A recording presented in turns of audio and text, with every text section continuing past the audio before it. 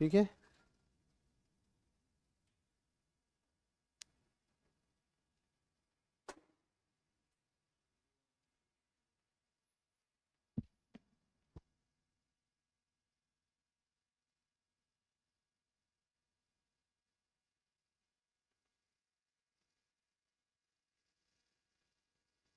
चलिए, अमेरिका और कनाडा से में आपसे बातें हो रही थी। कनाडा पर तो लगभग, कनाडा को हम लोग देख ही लिए थे।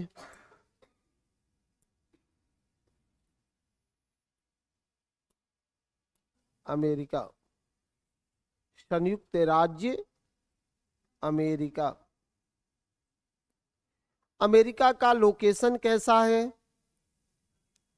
तो उत्तर में कनाडा, दक्षिण में मैक्सिको की खाड़ी, जैसे ही आप पूरब में चलेंगे, ईस्ट में चलेंगे, अटलांटिक महासागर होगा, और फिर वेस्ट में प्रशांत महासागर होगा। अमेरिका का जिसको बोलते हैं चौहद्दी। ठीक है। हम्म। फिर से बताएं। चौहद्दी, बाउंड्री। ठीक है। Outer boundary. चलो, अभी इस यूएसए में आपने कैपिटल को देखा था कि भैया इसका कैपिटल कहाँ है?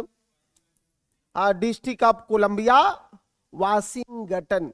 एक एक चीजों को देखते चलना है। अमेरिका में कितने स्टेट हैं? 50 स्टेट हैं, 50 राज्य हैं। अमेरिका कैसे बना पता है ना? कैसे बना?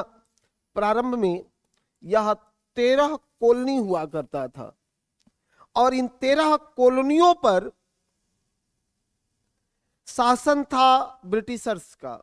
वहां भी अंग्रेजों का दबदबा था। ये भी बहुत शोषित लोग रहे। जितना हम लोग शोषित थे, उसी तरह अमेरिके वाले भी शोषित थे। हाँ, हालांकि हम लोगों से बहुत पहले ये जग गए। 1774। कब? 1774। अब ये वर्ल्ड हिस्ट्री वाले सर पढ़ाएंगे ये कैसे वहां पर स्टाम्प के लिए जो है स्टाम्प विद्रोह हो गया। प्रतिनिधित्व नहीं तो कर नहीं, इस नारे के साथ अमेरिका वासी निकल गए, और फिर अंततः उन लोगों ने अपनी आजादी की घोषणा कर ली। वाशिंगटन महोदय का नाम आप सुने होंगे, नायक थे उसके। अमेरिका बाद में अपना संविधान भी बनाया, और 13 कॉलोनियों को एक साथ जोड़ करके, देखो नाम से ही पता चल जाएगा, संयुक्त राज्य अमेरिका। अब भारत और अमेरिका में एक अंतर क्या है? कोई बताएगा कि भैया भारत और अमेरिका में मूल अंतर क्या है? हाँ,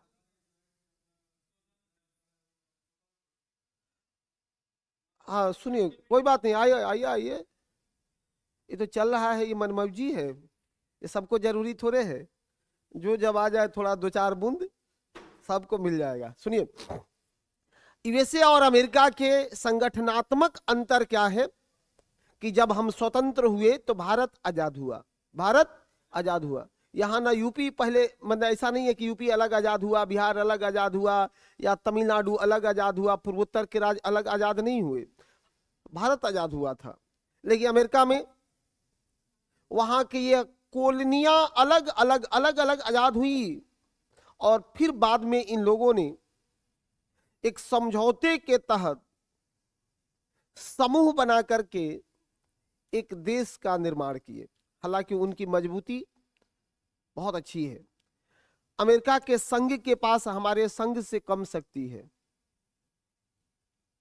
ऐसे समझ लेना है, इसको बहुत जगह काम आएगा कि उसके संघ के पास हमारे संघ से बहुत कम शक्ति है। वह सिर्फ सुरक्षा, संचार और वैदेशिक नीतियों का सर्वोच्च संस्था बना हुआ है, उसका संघ है। बाकी सब उसके स्टेट में है। लेकिन हमारे यहाँ, हाँ, हमारे यहाँ जो है सर्वे सर्वा, और पॉलिटी में पढ़ना होता है क्या भारत का प्रधानमंत्री एक निर्वाचित तानाशाह है। अब मैं उस दुनिया में आपको लेकर के नहीं जाऊंगा, नहीं तो और खतरा हो जाएगा कि भारत का प्रधानमंत्री एक निर्वाचित तानाशाह है। कहेंगे क्या? सबका हाँ हो रहा है। काहे नहीं कहेंगे, काहे नहीं कहेंगे? मन में आएगा तो कह देंगे, मन में आएगा तो नहीं कहेंगे। आ, कहिएगा कि सर ठीक है, भारत के प्रधानमंत्री तो एक बार निर्वाचित होकर के चले जाते हैं, अगर बहुमत की सरकार बनी तो सच में 5 साल से पहले उनको कोई नहीं हटा सकता है, लेकिन इसके बाद भी बहुत सारे तंत्र हैं हमारे देश में जो कि उनको तानाशाह बनने से रोकता है। एक तो हमारे यहाँ स्वतंत्र न्यायपालिका है, दूसरा स्वतंत्र मीडिया है। हालांकि इस मीडिया को स्वतंत्र बोलने में शर्म आती है। विश्व की नंबर 1 मीडिया है, नीचे से 159 रैंक है, नहीं है? बताओ कैसे कैसे देश में मुद्दे चल रहे हैं। आई ब्लैक एंड व्हाइट सेशन में सैफ अली खान को झूठे चाकू मरवाया, इसका पोस्टमार्टम चल रहा है। नहीं है, मुश्किल होता है इस देश के, चल रहा है कि नहीं चल रहा है? शर्म आती है इस देश के मीडिया पर, लेकिन छोड़िए, क्या करिएगा। ये अमेरिका ऐसे ही अमेरिका नहीं है।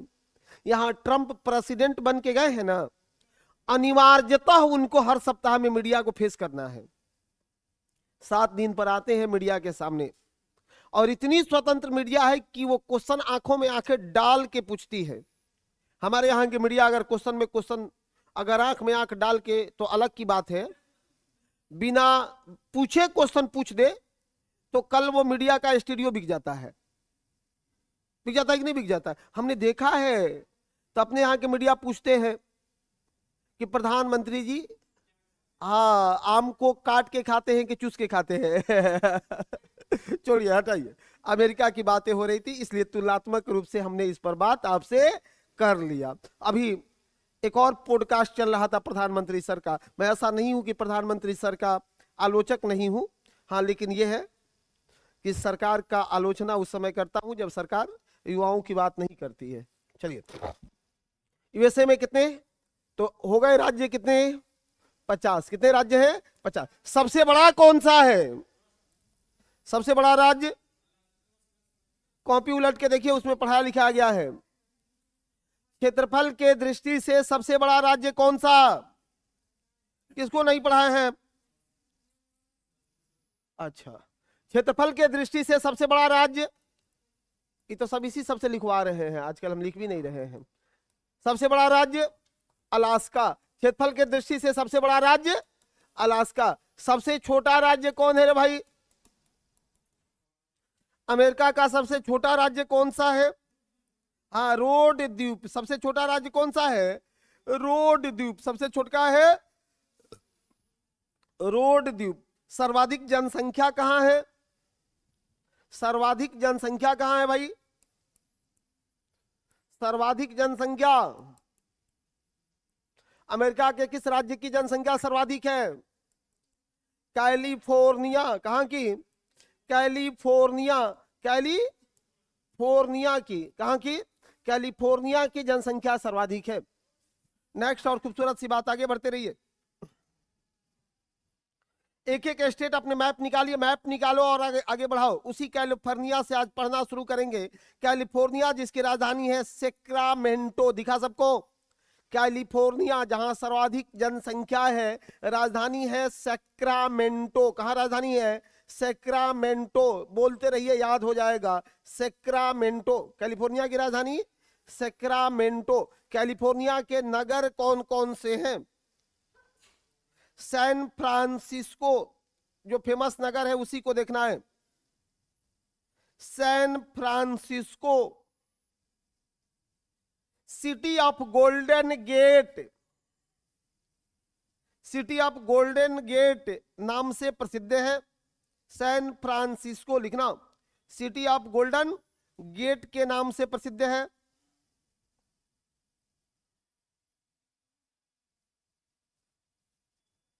सिटी ऑफ गोल्डन गेट के नाम से प्रसिद्ध है। लिख लो, सिटी ऑफ गोल्डन गेट, छोड़ना नहीं है। सैन फ्रांसिस्को, जी हां, अंग्रेजी में भी सैन फ्रांसिस्को, हिंदी में भी San Francisco. City of Golden Gate के नाम से प्रसिद्ध है। दूसरा, सिलिकन घाटी कहा जाता है। जी हाँ, वही तो है सिलिकन घाटी का रीजन। ठीक है, Silicon Valley, San Fran, California की राजधानी है सैक्रोमेंटा, मेंटो, सैक्रोमेंटो। ठीक है, अब इधर है। तेज लिखो ना, केवल तुम ही पढ़ पाओ, इतना तेज लिखो, हाँ, इतना तेज लिखना है। हाँ, यहीं को सिलिकन घाटी में अवस्थित है, सैन घाटी में अवस्थित है। सैन फ्रांसिस्को, आप एक सुने होंगे गद्दार पार्टी, सुने हैं क्या? गद्दार पार्टी 1913 में लाला हरदयाल ने, लाला हरदयाल ने यहीं पर स्थापना किया था, किसका? गद्दार पार्टी का। मुख्यालय बनाया था सैन फ्रांसिस्को। मुख्यालय कहाँ? सैन फ्रांसिस्को में। रुको, अब इसमें देखो तुम लोग क्या नहीं जानते हो। हाँ, इसके अध्यक्ष किसने किया था, अध्यक्षता किसने की थी?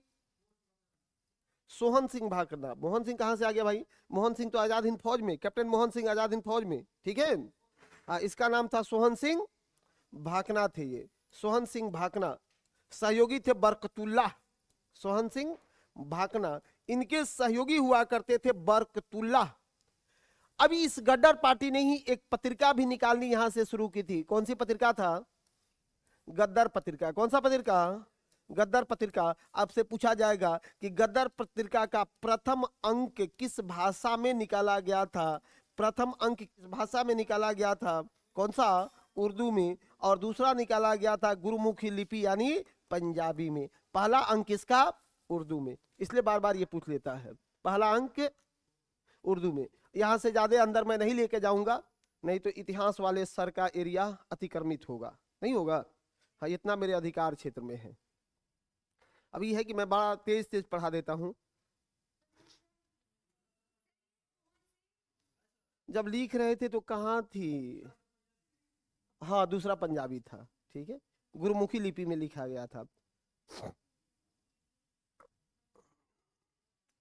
2 दिन और मैं आप लोगों को पढ़ाऊंगा। कितना दिन? और 2 दिन और, मैंने इसमें, इसके बाद फिर ईवीएस में चाहे बिहार स्पेशल में पढ़ाऊंगा। इसमें कोशिश है कि 2 दिन और पढ़ाऊं। हाँ, एशिया तब 2 दिन पढ़िएगा। मतलब हमको भी लगता है कि कुछ लोग जो है नहीं पढ़ते हैं पीआरटी वाले, तो इसलिए जल्दी जल्दी पढ़ा देते हैं। ठीक है, अच्छा, तो सब लोग पढ़ लीजिएगा। एशिया 2 दिन के लिए एशिया को पढ़ा देंगे, कल ही एशिया को पढ़ा देते हैं। ठीक है, उसके बाद फिर देखा जाएगा यूरोप आई सबको, कल ही एशिया पढ़ाते हैं। पहले आज इसको देख लो।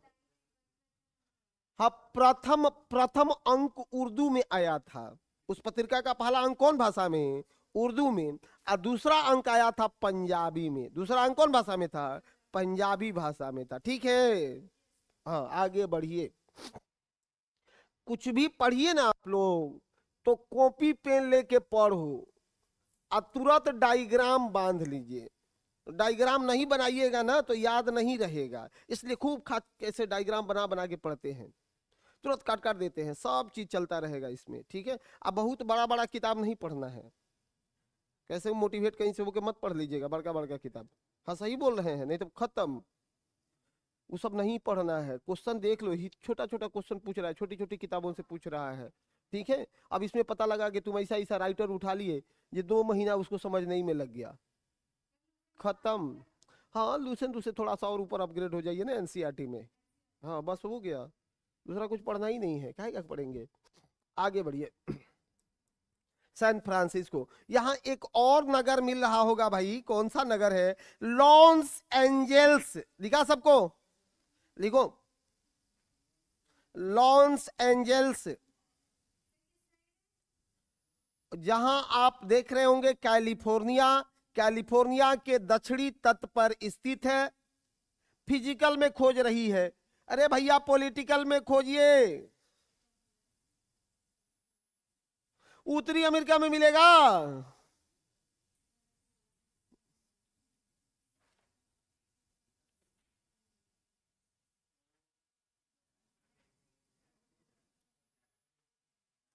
सबको मिला?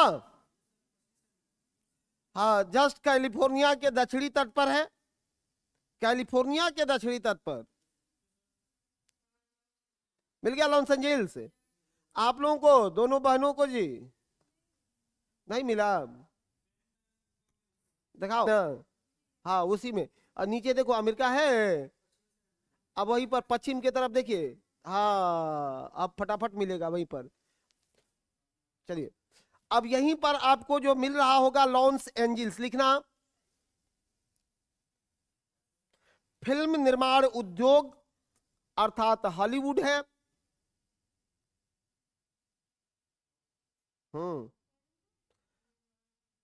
फिल्म निर्माण उद्योग, उद्योग क्या बोलते हैं उसको, हॉलीवुड है। कौन सा है, हॉलीवुड है। फिल्म निर्माण उद्योग यानी हॉलीवुड है, वही हॉलीवुड है।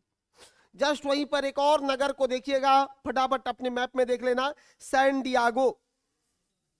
सैन डियागो देखा,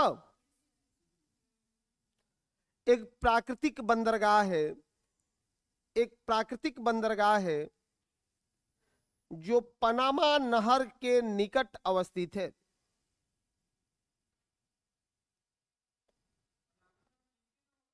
हाँ, निकट अवस्थित है, निकट अवस्थित है। अमेरिका में कौन सा बंदरगाह पनामा नहर के सबसे निकट अवस्थित है, तो सेंट डियागो, ऐसे। ठीक है, समझ गए, सटल नहीं है। हाँ घूम के जाइएगा ना इधर से, तो अमेरिका में कहाँ उतरिएगा, सैन डियागो। ठीक है, ये मतलब है। आगे बढ़िए, वाशिंगटन डीसी। नेक्स्ट लोकेशन फटाफट देख लेना है, Washington DC, San Diego, San Diego, San Diego, San Diego लिख लेना, वाशिंगटन। हाँ वाशिंगटन दिख रहा है सबको, एक प्रांत है वाशिंगटन। भाई कैलिफोर्निया से ऊपर बढ़ोगे तो ओरेगोन होगा, और ओरेगोन के ऊपर वाशिंगटन होगा। दिख गया, वाशिंगटन जिसका राजधानी ओलंपिया, राजधानी कहां है, ओलंपिया।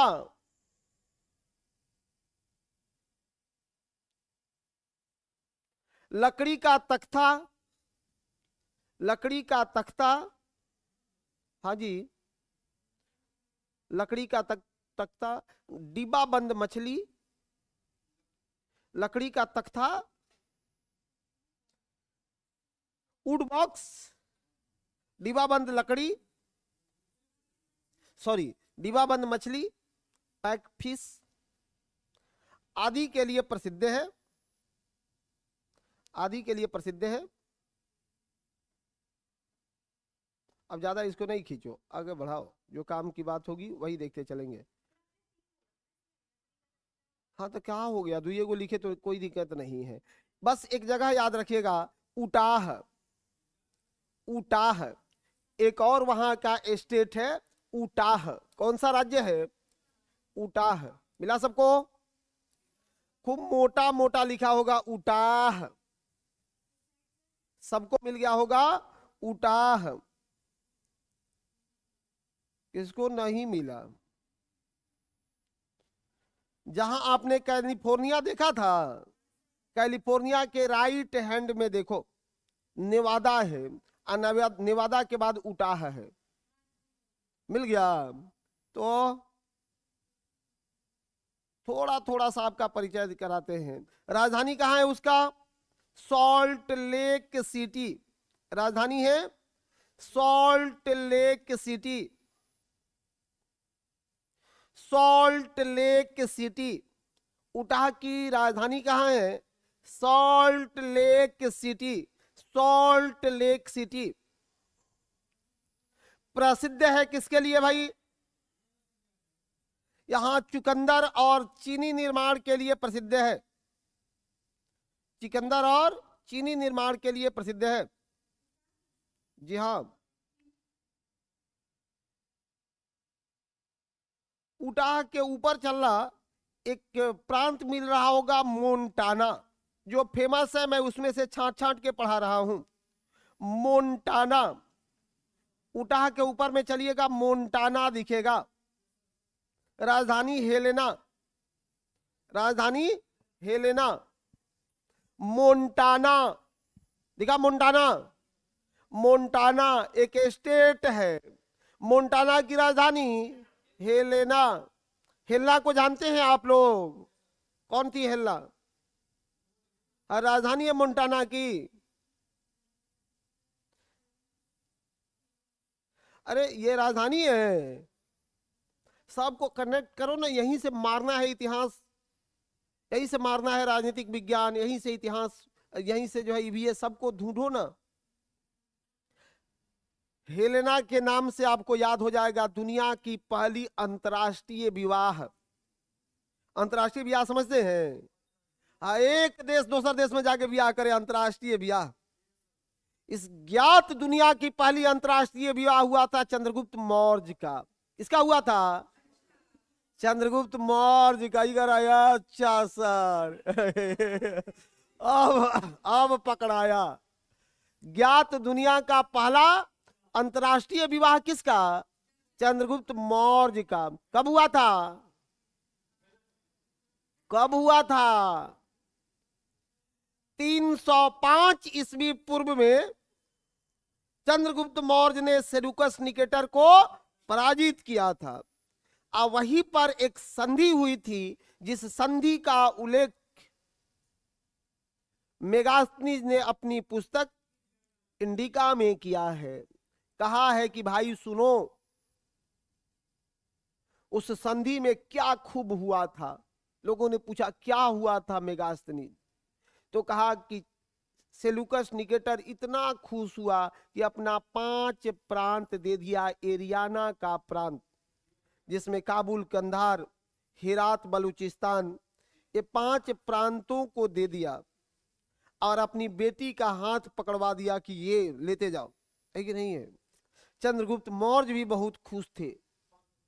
500 हाथियों भेज दिए कि जाओ। बात यही है ना? तब मेगास्थनी से पूछा गया तुम क्या कर रहा था? नहीं कर रहा था। तो आज भी देखेंगे लड़कियों का विदाई होता है तो एक झुंझुना साथ में नहीं जाता है जी, जाता है कि नहीं? आज भी सब जगह का कल्चर है बिहार में। इधर झुंझुना कौन सा जाता है? एक भाई बहन नहीं जाता है तो उसको तो कौन सी बोले वहां उसका वहां कौन काम है? झुंझुनी ना है जी। अब बेचारा कब लड़का पक्ष का मन किया वो झुंझुना लेता है, और लड़की वाला जब तक वहां कंफर्टेबल नहीं रहती है तो इसको झुंझुना लेती है। दोनों तरफ से बीच में झुंझुना बज रहा होता है। हाँ, देखते हैं लड़की को भी अगर थोड़ी सी भी दिक्कत होती है तो उसको बैठाती है, एकदम उसी के सामने तुरंत बोलती है कि देखो ये अच्छा हुआ, ऐसा करना चाहिए, ये नहीं हो। वो बेचारा दोनों तरफ से परेशान है, इसलिए उसका नाम हम रखे हैं क्या? हाँ, उसका मूल काम क्या है? उसका मूल काम क्या है? साइंटिफिक सोचिए, उसका मूल काम क्या है कि लड़की पक्ष और लड़का पक्ष, दोनों पक्ष के बीच में से एगो सीढ़ी का काम होता है।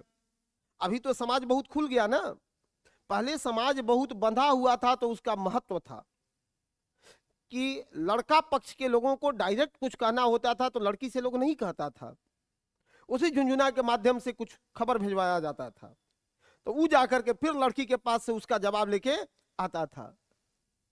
तो अब तो समाज खुल गया, ब्याह से पहले ही खुल जाता है, मतलब सच्चाई है। तो अब उसका महत्व घट गया है। पहले उसका बहुत महत्व होता था, लेकिन 2-4 दिन के बाद में से जब सब लोग एक दूसरे से पूरा हाँ परिचित हो गए तो उसको जामा पैंट पहना के भेज दिया जाता है कि चल जाओ काम उसका खत्म हो जाता है। हो जाता है कि नहीं काम खत्म? हाँ, खत्म हो जाता है। उसी तरह जो है ये मेगास्थनीज बेचारे भी वहां पहुंच गए। अब बाद में जब इनका काम खत्म हो गया तो काम खत्म होने के बाद क्या किए, ये लगे डायरी में लिखने अपनी यहाँ के यात्रा वृत्तांत को, और लिख दिया क्या इन्होंने यहाँ पर? इंडिका। यही इसके कहानी इससे घिंच करके पहुंचाना है। ठीक है, चलिए आगे बढ़िए। आप लोगों का क्या है? PRT, TGT, PGT? टीजीटी में सब्जेक्ट? हाँ, कोई बात नहीं, ठीक है, बैठिए। सब्जेक्ट कौन सा? अच्छा, कंप्यूटर साइंस, ठीक है, बैठिए। अच्छी बात है। थोड़ा सा अभी क्लास अभी मतलब ये 2-3 दिन बहुत बड़े लेवल पर चल रहा है। आपके लिए भी ये काम आएगा जीएस पेपर में। वर्ल्ड ज्योग्राफी की क्लास है, और ये वर्ल्ड ज्योग्राफी भी एक अलग सेगमेंट में जा चुका है। तो अगर दिक्कत हो तो हमको बताएंगे। बाकी इसके बाद तो हिस्ट्री का क्लास होगा, वो तो पूछना ही नहीं है। ठीक है, चलिए, तो यहां हम लोग बात कर रहे थे किस पर, हेलेना की लेकर के आपसे बातें हो रही थी। यहीं पर एक नगर है ब्यूटेट या ब्यूटे, ब्यूटे नहीं लिखेगा, अभी बताएंगे वहां से लिखेगा जी, ब्यूटे। ये ब्यूटे क्या है, विश्व में सबसे बड़ा तांबा का निक्षेप होता है। सबसे बड़ा तांबा का निक्षेप होता है कहां से, ब्यूटे से। सबसे बड़ा तांबा निक्षेप होता है ब्यूटे से, सबसे बड़ा तांबा का निक्षेप होता है ब्यूटे से। आगे बढ़ाएं, चलो एक और आपको स्टेट दिख रहा होगा, हाँ, विश्व में सबसे ज्यादा तांबा का निक्षेप होता है ब्यूटे से।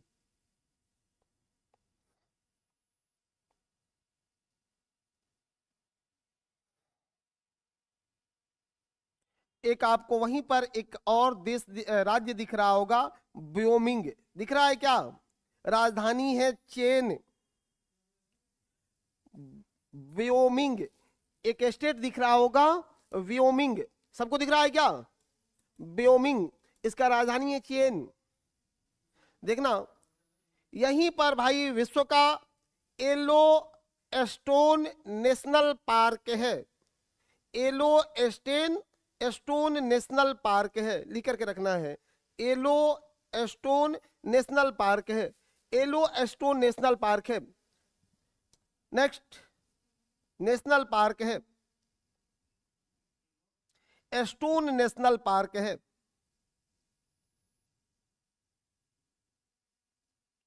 आगे बढ़िए, एक और स्टेट दिख रहा होगा आपको, ओहियो, सबको मिला, ओहियो, जहां आपने देखा है उसके लेफ्ट साइड में Ohio,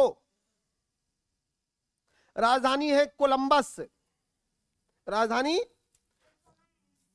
Ohio, just left side में देखिए, जहां देख रहे थे उसके लेफ्ट साइड में ओहियो लिखा, ओहियो मिला होगा रे भाई, राजधानी है कोलंबस। ये कोलंबस को जानते हैं आप लोगों को, मिल रहा है जे,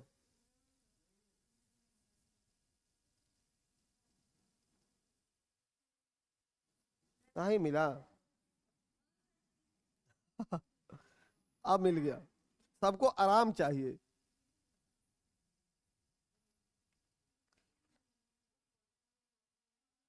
ओहियो सबको मिला ना, ओहियो की राजधानी है कोलंबस, ओहियो की राजधानी है कोलंबस। ये कोलंबस महोदय, एक मिनट इन पर भी सुनिए, आप लोग लिख रहे हैं क्या जी, थोड़ा सा रुक जाइए ना, अभी कनेक्टिविटी नहीं बन पाएगी, आप लोगों को लगेगा ही नहीं कि पढ़ाई हो क्या रहा है, ठीक है, और बाद में कहिएगा कि मास्टर ने क्या पढ़ाया समझ में नहीं आया, कोई बात नहीं, लेकिन थोड़ा सा वेट कर लीजिए फिर मजा आएगा। एक किनारा पहले लगाने दीजिए। सुनो, 1453 में जब कुस्तुनतुनिया का पतन हुआ, ऑटोमन साम्राज्य के पतन के बाद तुर्कों का उस कुस्तुनतुनिया पर जब कब्जा हुआ तो यूरोप से आने वाले लोगों को तुर्कों ने रोक दिया कि भैया अब अपने जमीन से तुमको नहीं जाने देंगे, और भारत आने का स्थल मार्ग यूरोपियों के लिए बंद हो गया। तो दो देश ने सबसे ज्यादा रुचि दिखाई, एक स्पेन और दूसरा पुर्तगाल। हेनरी प्रिंस स्पेन में बड़ी रुचि था उसको, क्योंकि वो खाने का शौकीन हुआ करते थे, और उन्होंने अपने नाविकों को भेजा, पुर्तगालियों ने नाविक भेजा। तो एक पुर्तगाली नाविक कब 1487 में, कब 1487 में बर्थिलोमियो डियाज निकला और कहा इस बार इंडिया को खोज के आएंगे। लेकिन जैसे ही इस अफ्रीका में इधर अटलांटिक में पड़ा, इसको कहीं जगह ही नहीं दिखाई दे रहा था। कहा बाप रे, महासागर ऐसा होता है कि कहीं भूमि नहीं है, पगला रहा था बर्थिलोमियो डियाज 1487 में। आगे बढ़ते गया, लेकिन आने के बाद यहां पर उसको एक भूमि दिखाई दिया, अब दौड़ गया। अब उसका नाम भी देखो क्या रखाया है, Cape of Good Hope. Hope माने कौन सी, आशा, आशा अंतरिप। उसको एक जगह दिखाई दिया, और जगह दिखने के बाद उसके मन में आशा आई कि यहां से कुछ हो सकता है। इसलिए उसका नाम रख दिया आशा अंतरिप। लेकिन यहां के बाद उसको भी हिम्मत नहीं हुआ, जाए कहां, घर की याद आ रही थी। प्लूटो का सब शिष्य है तो घर का याद बहुत आ रहा था उसको। अब कहा कि छोड़ो, इंडिया खोजने से बढ़िया है कि अपना घर ही खोज लो, वहीं चलेंगे।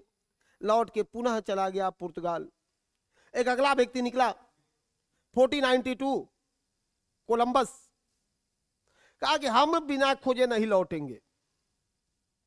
लेकिन कोलंबस, अब महासागर के बीच में दिशा का ज्ञान इंसान भूल जाता है, पता है आपको ना।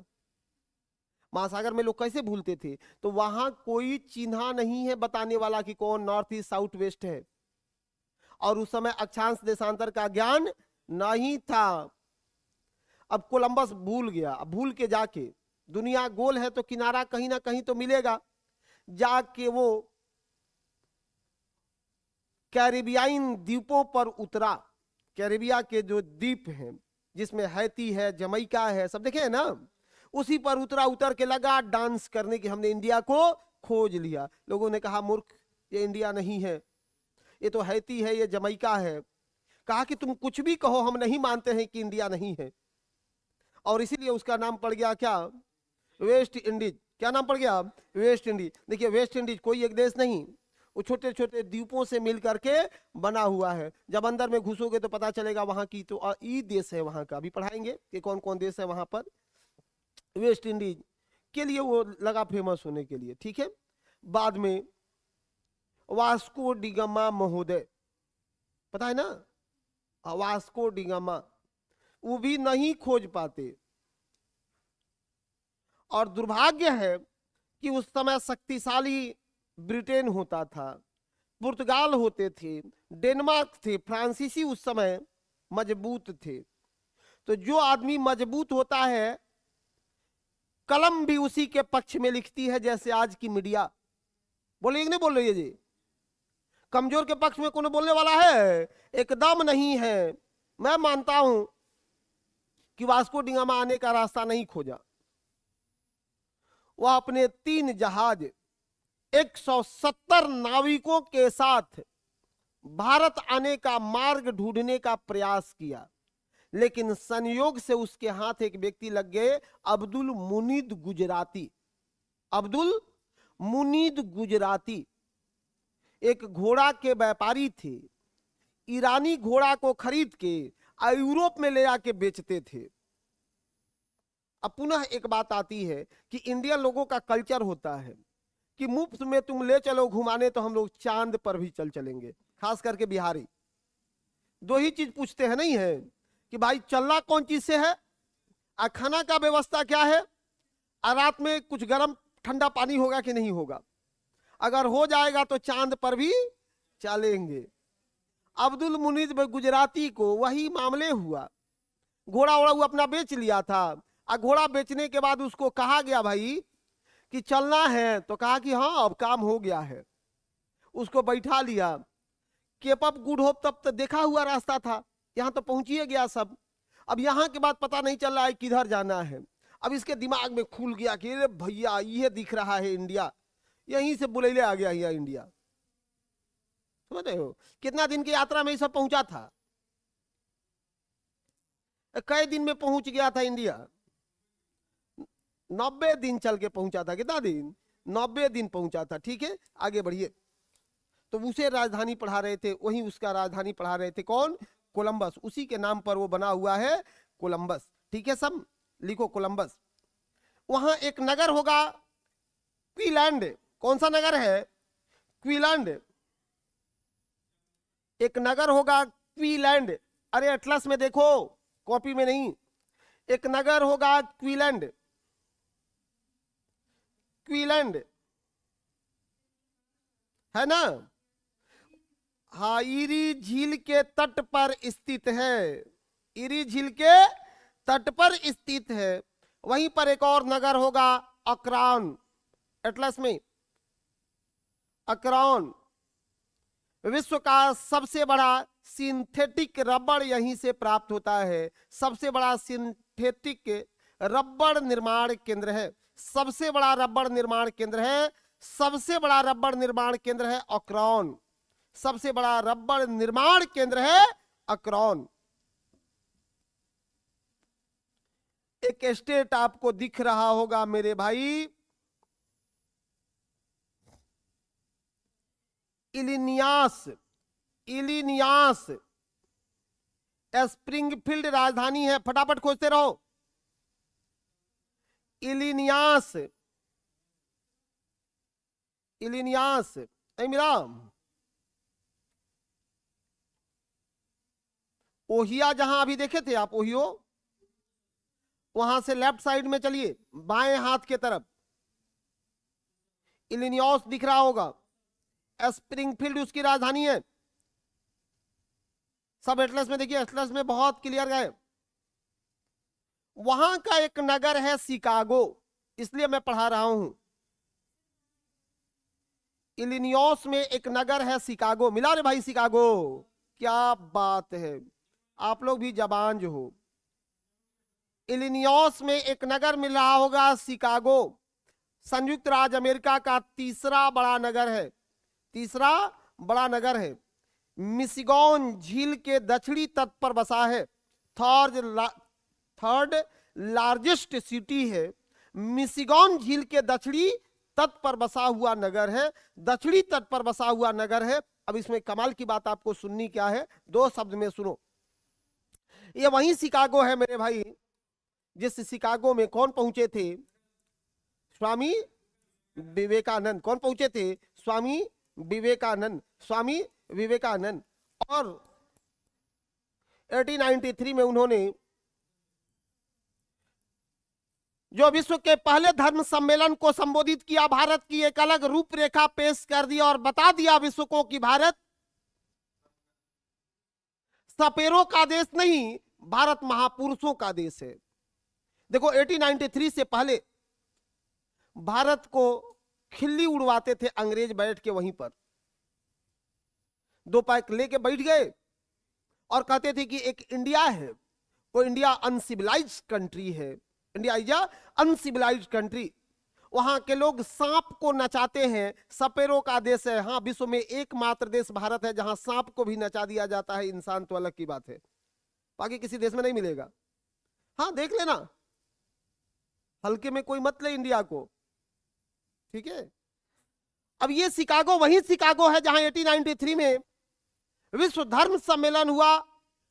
हमारे स्वतंत्रता आंदोलन के आध्यात्मिक पिता क्या कहे जाते हैं?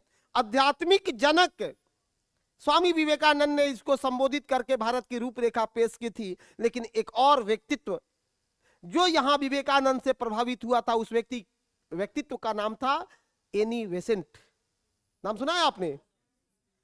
मैडम एनी बेसेंट भी यहां गई थी धर्म सम्मेलन में। वो वही एनी बेसेंट है जो 1888 में उन्होंने थियोसोफिकल सोसाइटी की सदस्यता ग्रहण करी और थियोसोफिकल सोसाइटी का प्रतिनिधि बन के गई थी इस विश्व धर्म सम्मेलन में हिस्सा लेने के लिए शिकागो।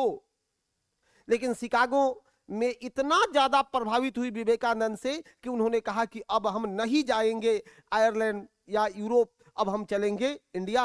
और आ गई इंडिया। और इंडिया में उनके कार्यों को भुलाया नहीं जा सकता है। जब तक ये देश रहेगा, एनी बेसेंट को हम लोग याद रखेंगे। देखिए, कुछ विदेशी लोग भी आकर के भारत में जो काम किए, आजीवन हम लोग सर माथों पर उनको रखेंगे।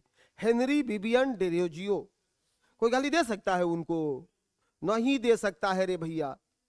यंग बंगाल आंदोलन, उन्होंने बंगाल को एक चाबी दिया है। एनी बेसेंट एक होमरू लीग ही नहीं, सबसे पहले आकर के ये यूनिवर्सिटी जैसा कंसेप्ट लेके आ रही है। 1898 बनारस में सेंट्रल हिंदू यूनिवर्सिटी बना दी। महिलाओं को जागरूक, हाँ स्कूल बनाई, बनारस हिंदू स्कूल। अब ये महिलाओं को जागरूक करना शुरू करी, महिला सभा बना दी, महिलाओं में सशक्तिकरण को भरा। और इनके इतने अतुलनीय कार्य हैं कि कैसे भुलाएंगे, है कि नहीं है। हालांकि महात्मा गांधी जी जब असहयोग आंदोलन वापस लिए तो कांग्रेस को इन्होंने क्विट कर दिया गया। हटाओ, इस कांग्रेस के मेंबर हम नहीं रहेंगे। नहीं तो ये कांग्रेस के मेंबर हुआ करती थी, ठीक है। बहुत मन करता है कि सब बात को बोले, लेकिन समय की बाध्यता है इसलिए नहीं बोलेंगे, ठीक है। अब विवेकानंद पर भी बोलेंगे तो 10 मिनट आपको लग ही जाएगा। तो उस 10 मिनट की यात्रा को, उस आनंद को आपसे मैं छीन रहा हूं कि उसमें गोता आपसे नहीं लगवाऊंगा। नहीं तो ये जीवनी और इस व्यक्तित्व को तो सबको पढ़ना ही चाहिए। नहीं पढ़ना चाहिए जी? विवेकानंद को पढ़ना चाहिए कि नहीं? पढ़ना चाहिए, प्रत्येक व्यक्ति को पढ़ना चाहिए, ठीक है। और अफसोस कि भारत के पढ़े लिखे बच्चे विवेकानंद को नहीं पढ़ते हैं। अफसोस कुछ लोग नहीं पढ़ने देते हैं, धार्मिक बता करके ऐसे ऐसे चीजों में जोड़ करके पढ़ने भी नहीं देते हैं, जबकि लोगों को पढ़ना चाहिए। ये व्यक्ति नहीं है, समझना कि ये सच में इस समाज के लिए एक आइडियोलॉजी है, एक आदर्श है। जब पूरी दुनिया भगवान पर लड़ रही थी, धर्म पर लड़ रहे थे, तब इन्होंने नव हिंदूवाद का नारा दिया और कहा कि गरीब नारायण, कोई नारायण नहीं है। क्या कहा है? गरीब नारायण की अवधारणा दिया कि गरीबों की सेवा परम सेवा है, गरीबों में रहो। इसकी बात कर दी विवेकानंद ने। जीवनी देखोगे 12 जनवरी 1863, 12 जनवरी 1863 जन्म हो रहा है बंगाल में भैया। नरेंद्र नाथ दत्त, पिताजी हाईकोर्ट के एक चले हुए वकील, मतलब पूछना भी मत कि कितने बड़े वकील थे। हाईकोर्ट के वकील का बहुत पावर होता है, और उस जमाने में तो और पावर होता था जब लोग पढ़े लिखे नहीं होते थे। उस घर के व्यक्ति पढ़ने में ब्रिलियंट।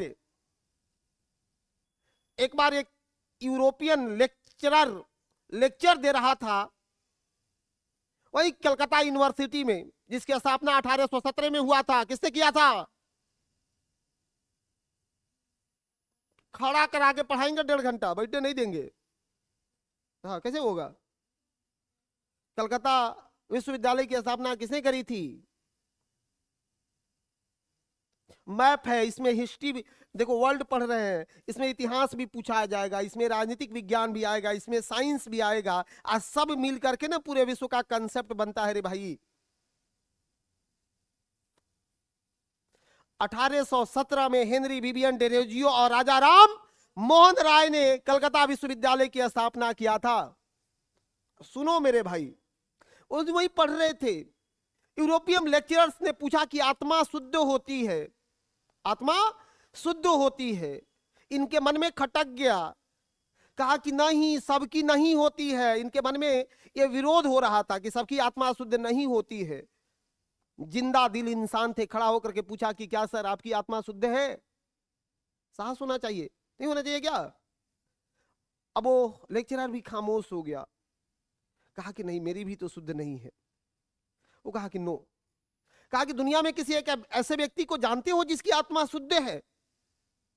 लेक्चरर ने कहा कि जानते तो नहीं है, लेकिन सुने हैं।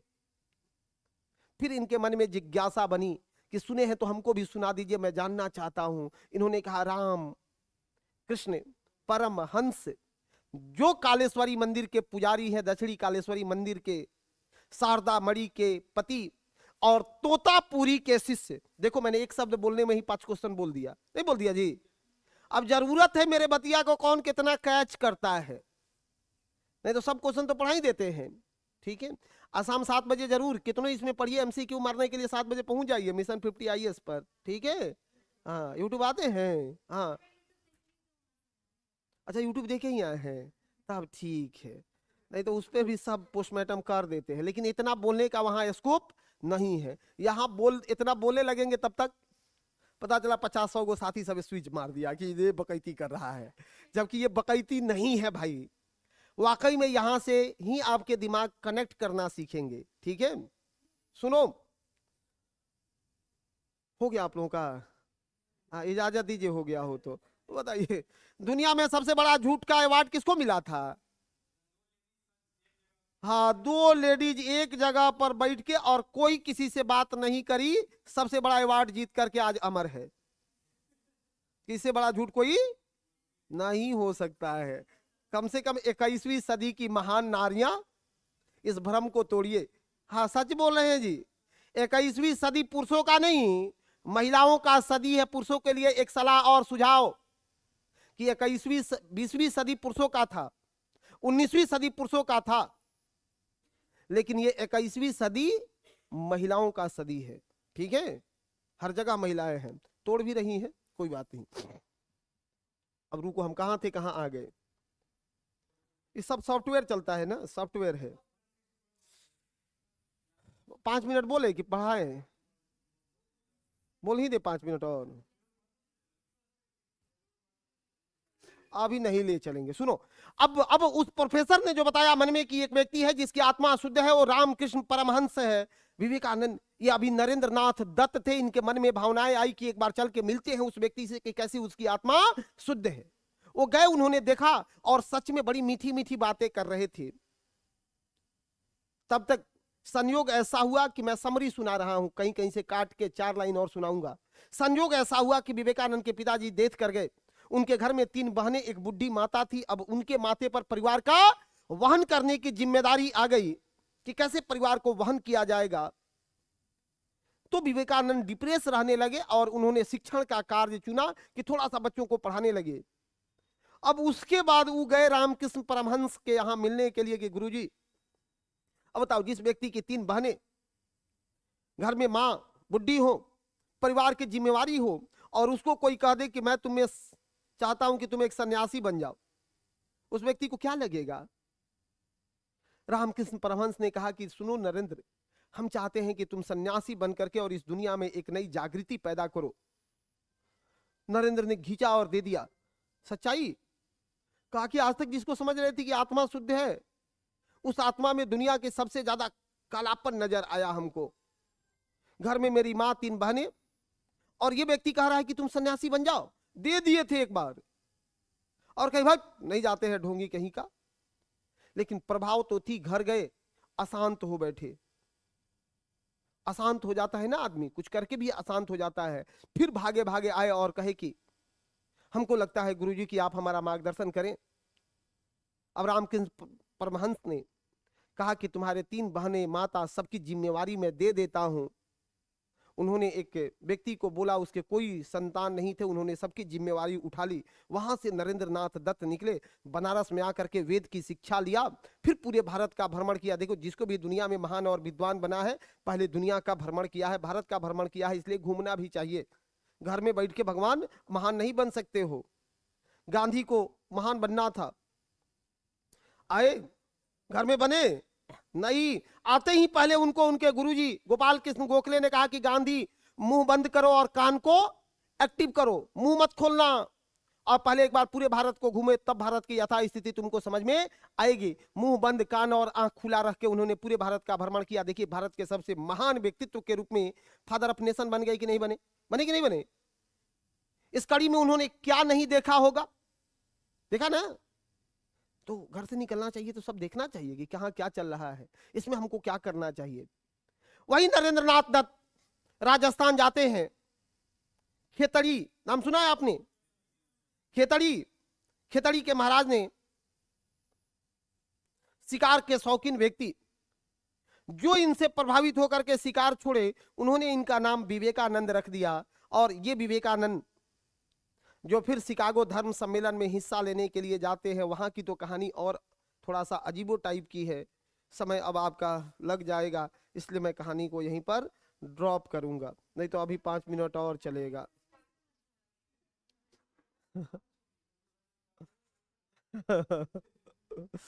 5 मिनट और चल जाएगा, 2 दिन और ही है, ये है मेरा क्लास। वाह, नहीं, बिहार स्पेशल पढ़ाने आएंगे ना, बिहार स्पेशल तो धुआं धुआं पढ़ाते हैं, जितना इसको पढ़ाए उससे ज्यादा पढ़ाते हैं, एकदम उसमें चलेगा सब चीज। सुनो, रुको, लेकिन फिर भी दिल नहीं तोड़ेंगे। ऐसे ही कितना टूट करके यहाँ पहुंचता है सब, अब क्या टूटेगा, ठीक है कि नहीं है, सही बात है कि नहीं है। हाँ, अच्छी बातों को, सही बात है भैया।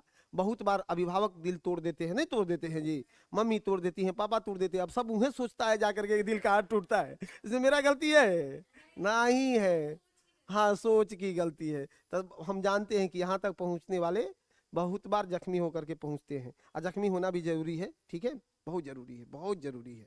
सुनिए, आगे बढ़िए, कहाँ थे हम लोग। हाँ, अब ले चलते हैं इनको सीधे विवेकानंद को शिकागो। यहाँ से एक नाव में बैठते हैं और पहुंचते हैं शिकागो। शिकागो में पहुंचे तो पता चला कि अभी 3 महीना के बाद ये धर्म सम्मेलन का आयोजन होगा। अभी नहीं, कितना दिन बाद, 3 महीने के बाद होगा। खाना पानी था नहीं, तो लोगों ने कहा गुरुजी ये शिकागो अमेरिका का सबसे महंगा शहर है, आज भी याद रखिएगा, अमेरिका के सबसे महंगे शहरों में आता है शिकागो, यहां आप नहीं सरवाइव कर पाइएगा, ये काम करिए चले जाइए बोस्टन, बोस्टन बहुत सस्ता है, वहां झुग्गी झोपड़ी भी मिलेंगे और आप बोस्टन में अपना जीवन गुजार सकते हैं। अब ये शिकागो से बोस्टन की यात्रा पर थे, ट्रेन में एक महिला मिल गई। उस महिला ने बड़ी शालीनता से इनको देख रही थी, और वहीं दुगो अंग्रेज सब भी था, अंग्रेजी में गाली दे रहा था, अंग्रेजी में विवेकानंद को गाली दे रहा था कि भारतीय निकृष्ट होते हैं, काम करने के चलते ये भगवा पहन लेते हैं, साधु बन जाते हैं, ये सब कायर बुद्धिजील आदमी है। यह व्यक्ति सुन रहे थे, कोई जवाब नहीं दिया, लेकिन सोचे कि बताना पड़ेगा कि मुझे अंग्रेजी आती है। फिर उन्होंने कहा वेटर को कि please you give me a glass of water. अब ये दोनों अंग्रेज हक्का बक्का रह गए कि अंग्रेजी समझता नहीं, ये अंग्रेजी बोलता भी है। हम लोगों ने इतनी गालियां दी, फिर जवाब नहीं दिया, रहा नहीं गया। कोई आप पर सितम ढाता हो, आप सहते जाओ, एक समय ऐसा आएगा कि वो झुक करके पूछेगा कि तुम किस मिट्टी के बने हो यार, कि आज तक पलट के तुम जवाब नहीं दिया, तो बता देना कि हम किस मिट्टी के हैं। पूछा गया कि गुरुजी, वो सब पूछा कि हमने उसी समय से इतनी गालियां दी, आप अंग्रेजी समझते बोलते हैं, फिर भी आपने कुछ नहीं बोला। इन्होंने कहा कि मैं दुनिया में पहली बार मूर्खों से नहीं मिलता हूं, मूर्खों से रोज सामना होता है, अब कौन कौन से मूर्ख से बातें करता रहूंगा। दोनों खुद मूर्ख बन गए और वहां से निकल गए। ये विवेकानंद की प्रसिद्धि है। एक महिला वहां पर बैठ करके देख रही थी, महिलाएं बड़ी लालची होती हैं, खैर अपने यहाँ बिहार की नहीं, अमेरिका वाला सब। हाँ सुनो, वो कहे कि गजब का आदमी मिला है इस दुनिया मेरे भाई, ऐसा आदमी तो जीवन में नहीं मिल होता है। बोस्टन यूनिवर्सिटी की लेक्चरर थी, कही कि एक काम करिए आप मेरे यहाँ कुछ दिन रह जाइए।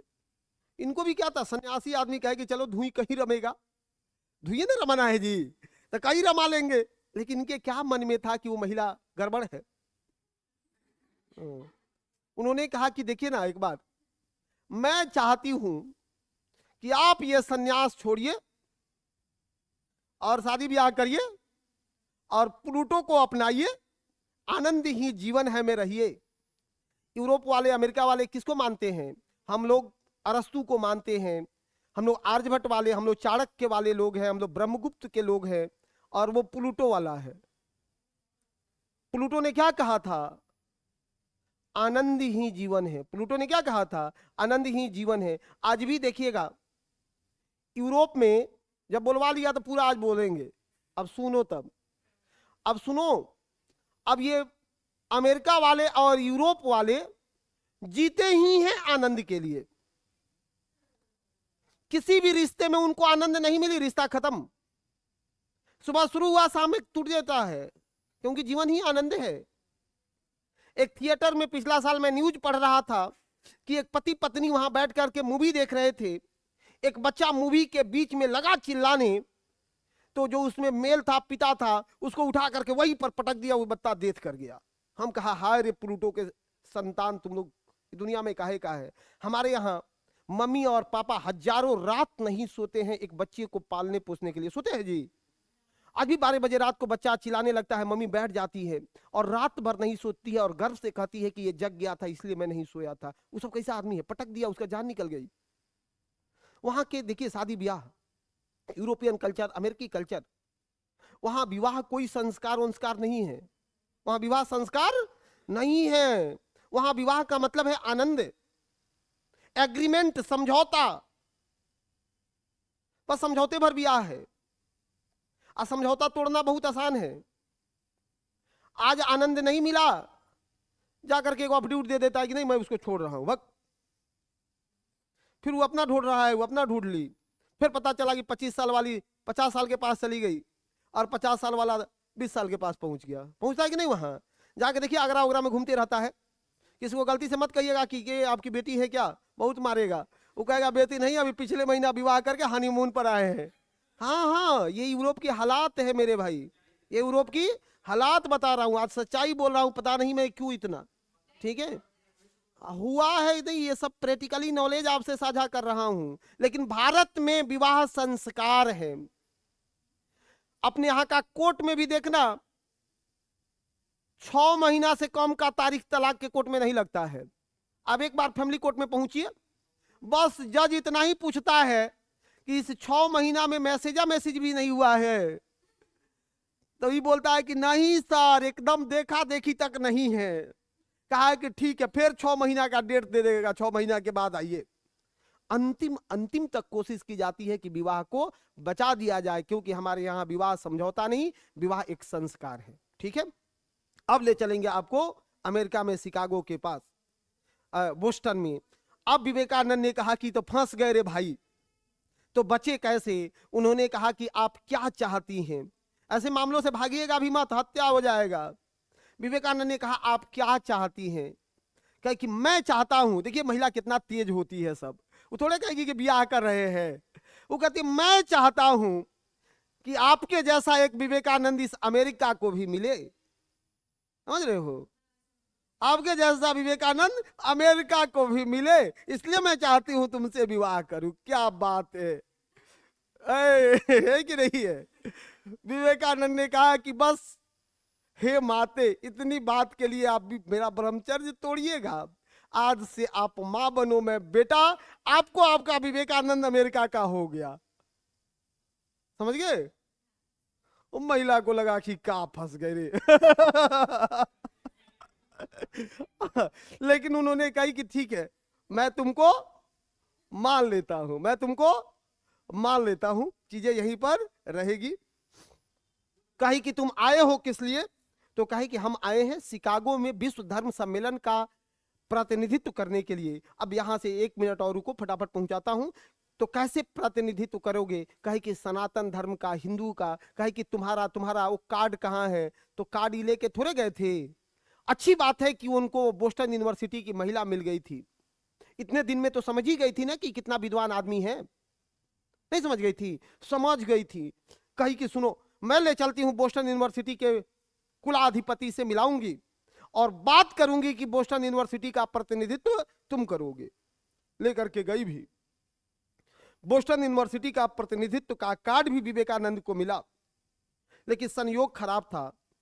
बोस्टन से शिकागो लौट रहे थे, रास्ते में कड़वा भूल गया, ट्रेनवे में। हाँ, घटनाएं ऐसी है। फिर गए, सन्यासी को किस बात का भय, जाकर के बैठेंगे। जाकर के वहीं फील्ड में बैठे थे।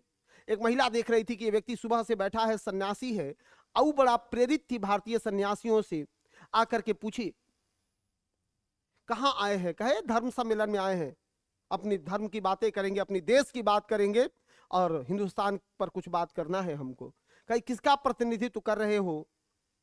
कहे कि बोस्टन यूनिवर्सिटी का, लेकिन कार्ड भूल गया है। कहे तब कैसे जाओगे? कहे कोई बात नहीं यार, रुको, इसका ऑर्गेनाइजर मेरा दोस्त है, क्लासमेट रहा है, बचपन का दोस्त है, मैं उससे बात करती हूं, कुछ उपाय लगवाऊंगी।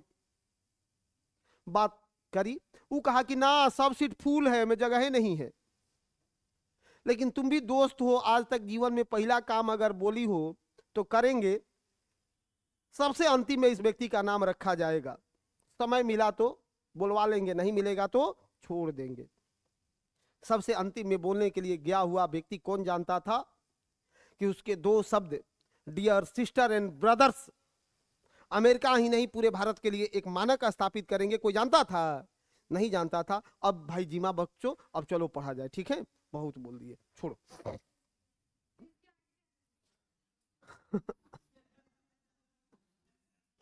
इसके बाद शिकागो था।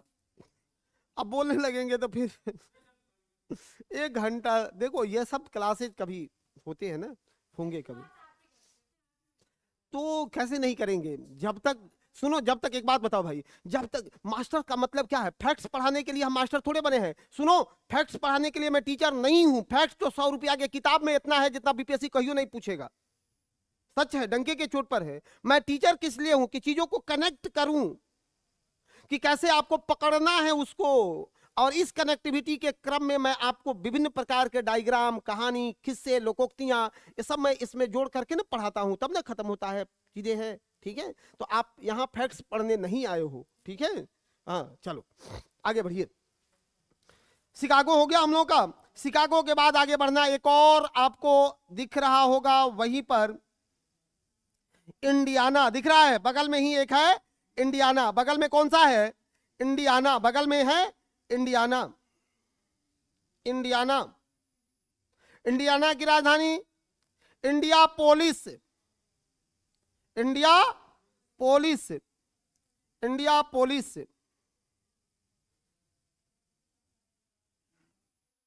India police. बाकी तो नदी वगैरह कल हम लोग बात करबे किए थे, नदी वगैरह पर बात आपसे करबे किए थे, ठीक है। नदी वगैरह सब पर कल बात आपसे हुई थी मेरे भाई।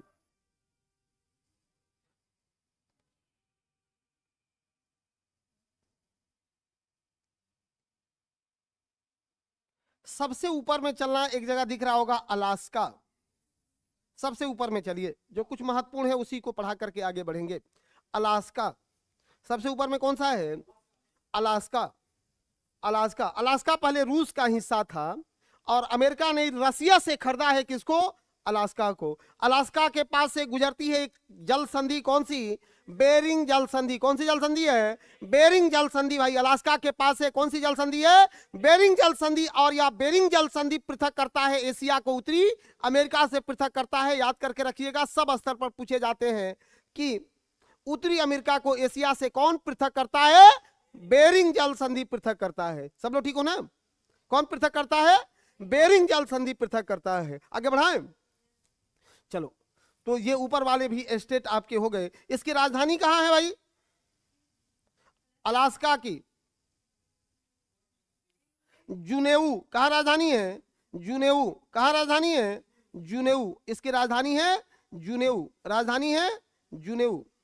राजधानी है जुनेऊ। मिला राजधानी? कहां राजधानी है? जुनेऊ। कल आपने जितना भी ये गल्फ सब है, जैसे ब्यूफोर्ट सागर, बोथियो, बैफिन, ये सबको कल आपने देखा था? सबको देखे थे?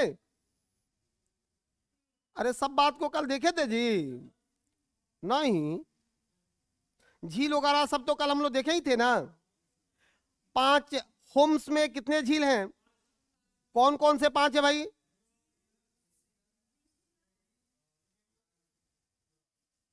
अच्छा,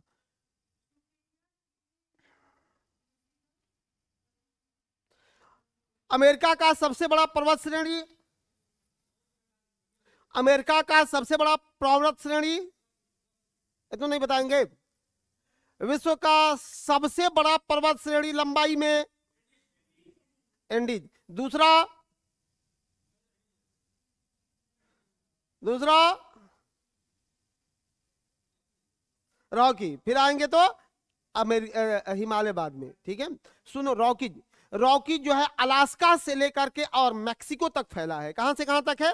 अलास्का से लेकर के मैक्सिको तक। एक बार मार लो अपने फिजिकल मैप में, फटाफट हाईलाइट कर लो फिजिकल मैप को कि रॉकी फैला है कहां से कहां तक? अलास्का से लेकर के मैक्सिको तक फैला हुआ है। मैक्सिको तक फैला हुआ है। मैक्सिको तक फैला हुआ है।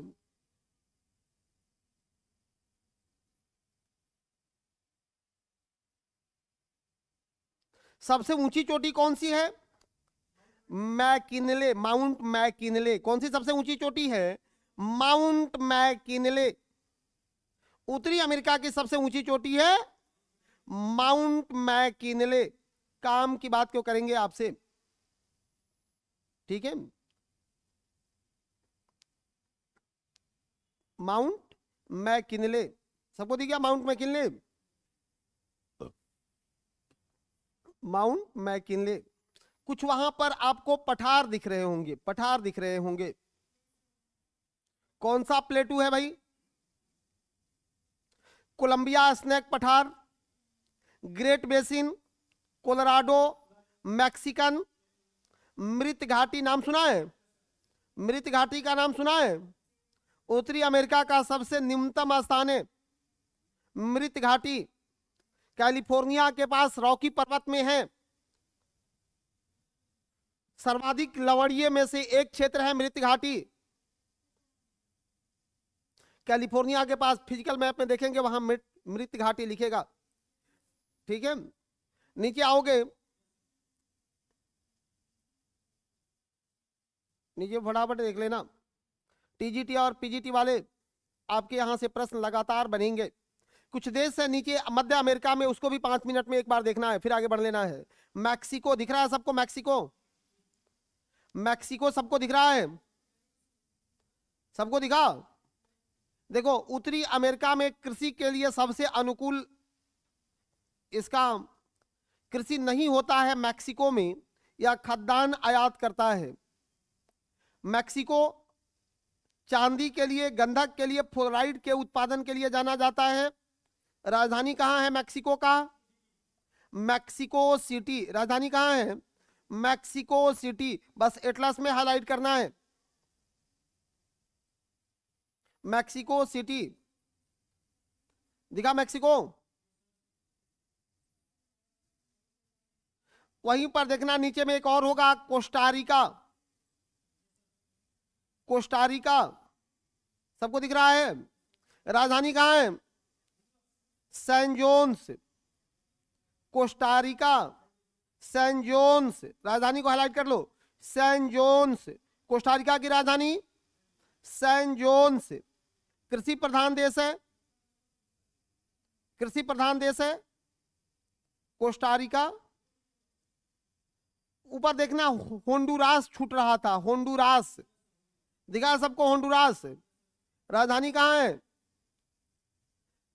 तेगु सिगल्पा डीसी। तेगु सिगल्पा डीसी मिला? यहां का मुख्य फसल केला है। मैप में ही लिख लेना है, एटलस में ही, कि मुख्य फसल कौन सा है? केला है। मुख्य फसल केला है।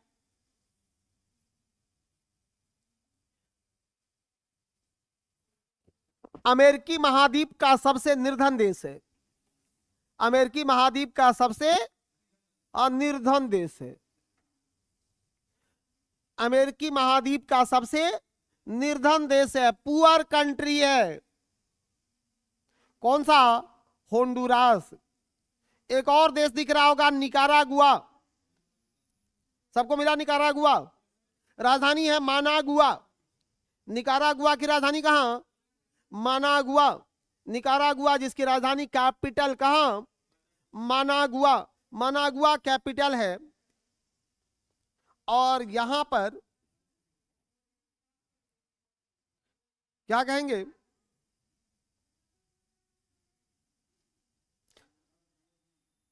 यहां पर सोना, चांदी, सीसा, जास्ता ये सबका उत्पादन होता है। और मुख्य रूप से ये चमड़ा, बियर, प्लास्टिक के उत्पादन के लिए फेमस है। मिला जुला के मध्यम प्रकार का ये देश है। एक जगह दिख रहा होगा और आपको, पनामा। पनामा दिखा? पनामा। राजधानी है पनामा सिटी।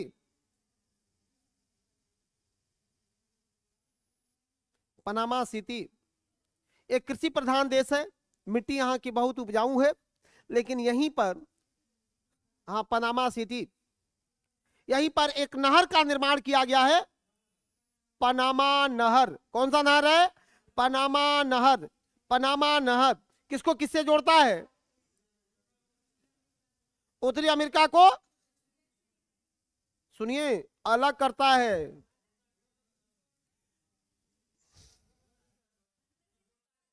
नहर है तो जोड़ेगा कि अलग करेगा? अरे मैडम, नहर है तो जोड़ेगा कि अलग करेगा? ओहो, सुनो, जोड़ता किसको किससे है? अटलांटिक को प्रशांत महासागर से। किसको किससे जोड़ता है? अटलांटिक को प्रशांत से, अटलांटिक को प्रशांत से। अब एक बात बताना मेरे भाई, दो कृत्रिम नहरों की बात होगी जो कि विश्व की चाबी जैसे हैं। एक स्वेज नहर और दूसरा पनामा नहर। स्वेज और पनामा, स्वेज और पनामा। रुकिए, स्वेज और पनामा में अंतर क्या है? कुछ आदमी कहेगा कि सर स्वेज नहर अफ्रीका में और पनामा नहर अमेरिका में, ये अंतर है। हाँ सुनो, स्वेज नहर बाद में 1914 में बना है। 15 अगस्त 1914 को स्वेज नहर को खोला गया था। 15 अगस्त 1914 को स्वेज नहर को खोला गया था। मेरी बात सुनो, स्वेज नहर में लॉक सिस्टम है। क्या है? लॉक सिस्टम है, एक बार में पूरे नहर को लॉक कर सकते हो। सॉरी, स्वेज कह रहे हैं। पनामा में, पनामा नहर को खोला गया था 15 अगस्त 1914 को। पनामा को, स्वेज नहर को 1869 में। स्वेज को कब? 1869 में। रुक जाओ, थोड़ा सा दोनों पर बात कर लेते हैं आपसे। स्वेज और पनामा दोनों पर बात कर लेते हैं। स्वेज नहर किसको किससे जोड़ता है? किसको किससे जोड़ता है? भूमध्य सागर को जोड़ता है किससे? लाल सागर से। भूमध्य सी को जोड़ता है रेड सी से। कब इसको खोला गया? 1869 में। इसका लाभ क्या हुआ है भाई? लाभ पूछता है, लाभ क्या हुआ? क्या लाभ है स्वेज नहर का? भारत से यूरोप जाने की दूरी एनसीईआरटी का लाइन है कि 7000 किलोमीटर कम हो गया था। 7000 किलोमीटर कम हो गया था। स्वेज नहर का देन कहते हैं मिस्र को। यहां आ जाना पनामा। ये कब का है? 15 अगस्त 1914 में। 15 अगस्त 1914 में। लॉक सिस्टम है, या जोड़ता है किससे किसको? साथियों, प्रशांत से लेकर के अटलांटिक को, और इससे अटलांटिक से प्रशांत जाने की दूरी कम हो गया। एक लाइन में लिखिए, फटाफट लिखिए, फटाफट लिखो।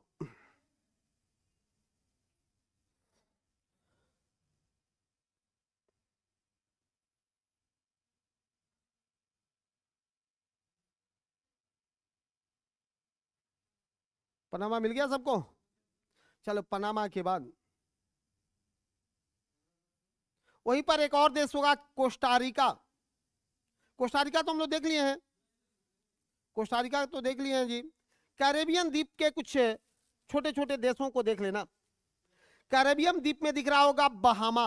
एक तरफ से देखना शुरू करेंगे।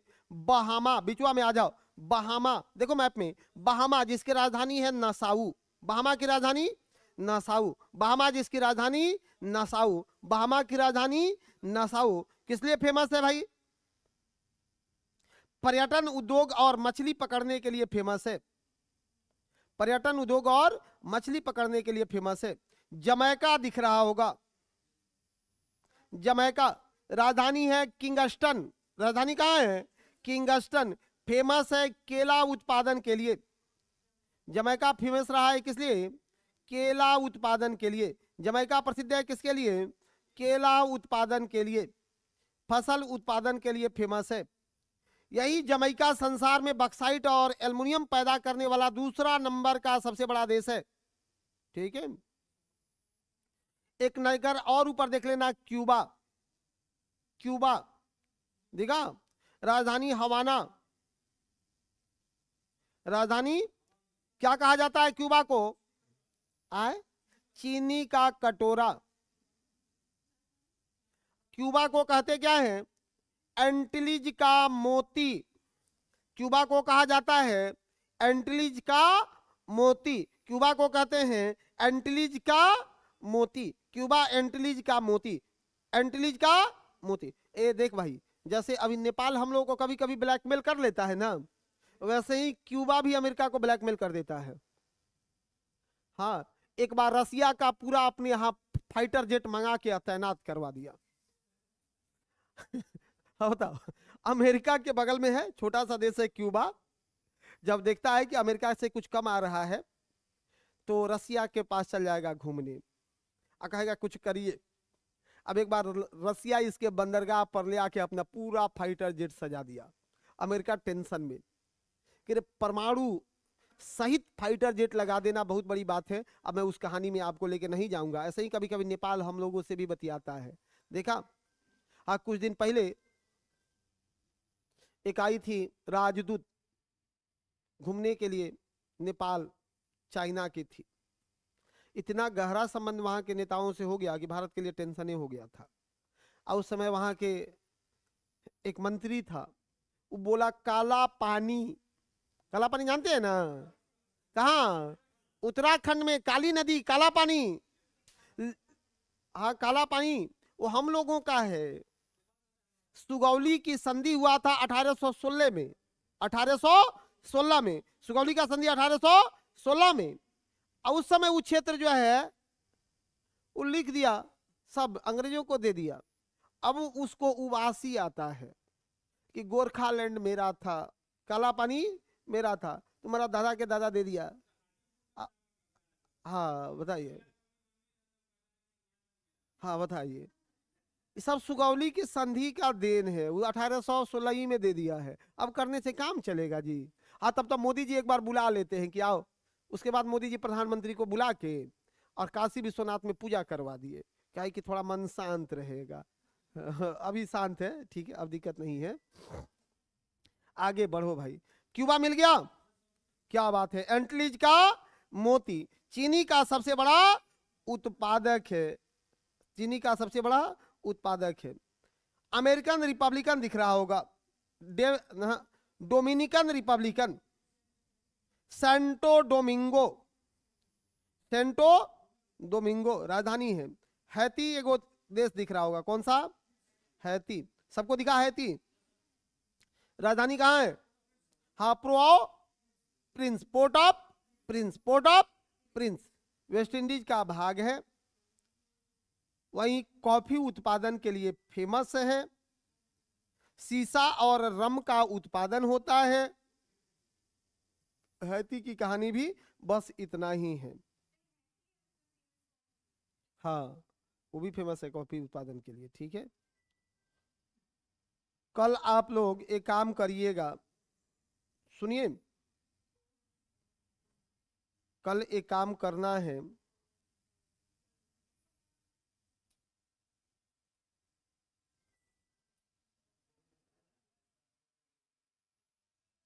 सुनिए,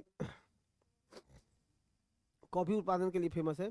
सुनो, कल आप, बहुत लोगों का डिमांड है कि सर एशिया को थोड़ा समय लेके और पढ़ा दीजिएगा, तो कल एशिया पढ़ा देते हैं पहले, फिर उसके बाद एक दिन और टाइम आपका लेंगे और उस दिन जो है अफ्रीका को पढ़ा देंगे। अभी 3 दिन लगेगा कम से कम, कितनों तेज पढ़ाएंगे तो 4 दिन कह रहे हैं। मैं चाहता हूं कि सब सर लोग पढ़ाए ना, मेरा एक महीना लगभग हो गया, थोड़ा सा इसलिए जल्दी में है। हाँ ठीक है, कल एक काम करिए, जितना भी एशिया में जितने भी जो है ये ऑर्गेनाइजेशन है, जैसे जितने भी ऑर्गेनाइजेशन बने हुए हैं, उन सब ऑर्गेनाइजेशन पर कल बात करेंगे आपसे। आसियान, एससीओ, संघाई, बिम्स्टेक, ये जितने हैं ना, सब को एक बार देख लेना है।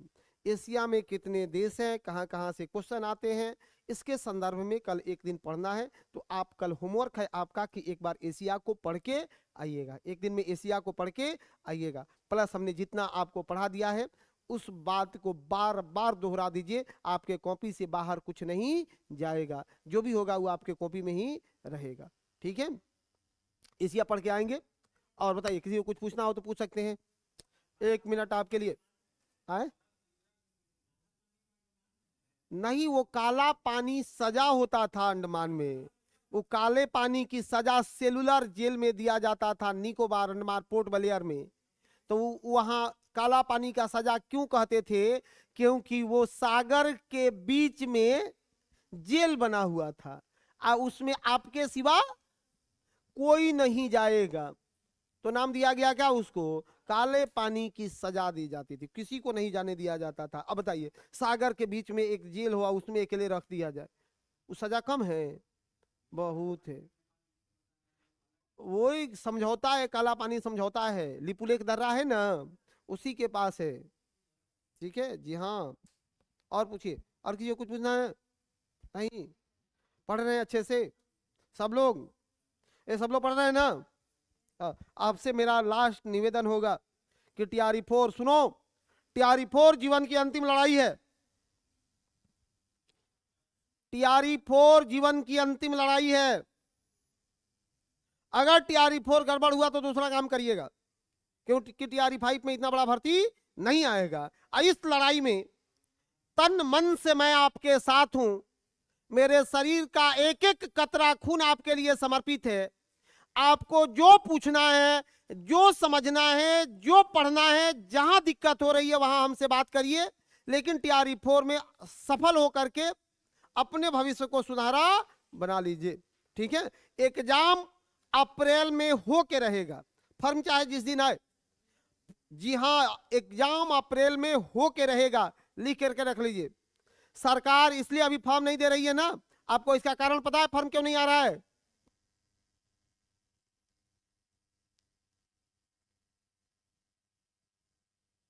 नहीं तो फॉर्म जनवरी के लास्ट वीक तक आ जाना था, सब कुछ फाइनल है। थोड़ा सा कभी इधर से आयोग फ्री हुआ, आपका फॉर्म आ जाएगा, आप एकदम फिट रहेंगे, किसी स्तर पर आपको दिक्कत नहीं होगी। ठीक है, तो कल आपसे मिलते